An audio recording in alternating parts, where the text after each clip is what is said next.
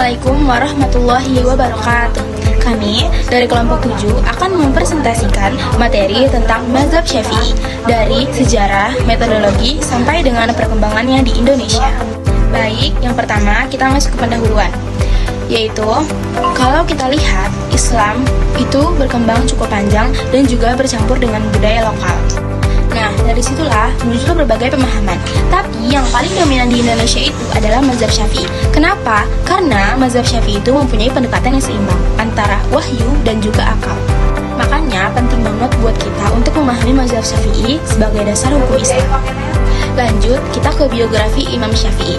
Nama lengkap Imam Syafi'i adalah Muhammad bin Idris Asy-Syafi'i. Beliau lahir di Gaza tahun 767 Masehi dan wafat di Mesir tahun 820 Masehi. Beliau belajar ke banyak tempat, salah satunya ke Imam Malik di Madinah. Selain itu, beliau juga belajar tentang pemikiran rasional dari mazhab Hanafi di Irak. Dari situ, beliau berhasil menggabungkan dua pendekatan, yang tekstual dan juga rasional. Selanjutnya, kita masuk ke sumber hukum dan metodologi istinbat. Dalam mazhab Syafi'i, hukum yang digunakan itu ada 4. Yang pertama, ada Al-Quran. Al-Quran sebagai sumber utama dalam Islam. Yang kedua, ada hadis dan sunnah, berfungsi untuk menjelaskan isi dari Al-Quran. Ketiga, ijma, yaitu kesepakatan para ulama. Dan yang keempat adalah qiyas, yaitu menetapkan hukum dengan cara menganalogikan suatu masalah dengan masalah lain yang sudah ada hukumnya berdasarkan alasan yang sama. Selanjutnya, kita masuk ke metodologi istinbat.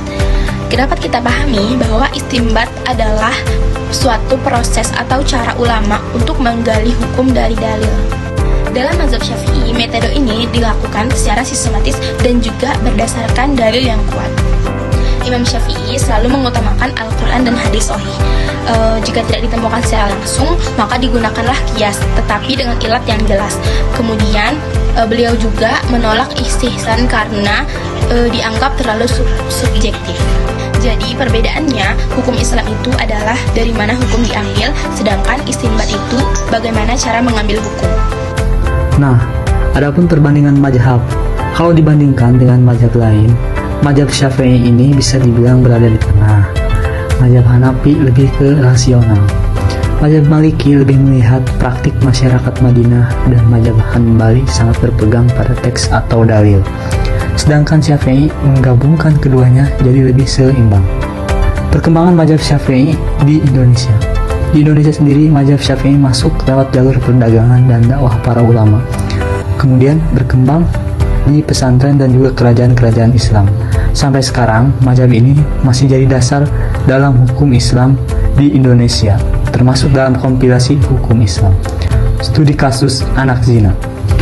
Dalam mazhab Syafi'i, terdapat pembahasan tentang status anak zina berdasarkan hadis al-walad lil fil arsi. Anak hanya dinasabkan kepada ibunya. Anak tersebut tidak mendapatkan hak waris dari ayah biologisnya. Namun demikian, Islam tetap menjamin hak hidup, pendidikan, dan perlindungan bagi anak tersebut. Jadi yang ditekankan adalah keadilan dan perlindungan terhadap anak. Prinsip keadilan sosial. Prinsip ini berkaitan dengan tujuan hukum Islam atau maqasid syariah. Di antaranya adalah hifz al-nasal, yaitu menjaga keturunan, kemudian hifz al-nafs, yaitu menjaga jiwa, dan hifz al-irda, yaitu menjaga kehormatan. Dalam Islam, anak tidak menanggung dosa orang tuanya, sehingga hak-haknya tetap harus dilindungi. Nah, kesimpulannya, sebagai kesimpulan, mazhab Syafi'i merupakan mazhab yang sistematis dan moderat. Mazhab ini mampu menyeimbangkan antara wahyu dan akal. Pengaruhnya sangat besar di Indonesia, baik dalam bidang hukum maupun sosial. Dan hingga saat ini, mazhab Syafi'i tetap relevan dalam menghadapi perkembangan zaman.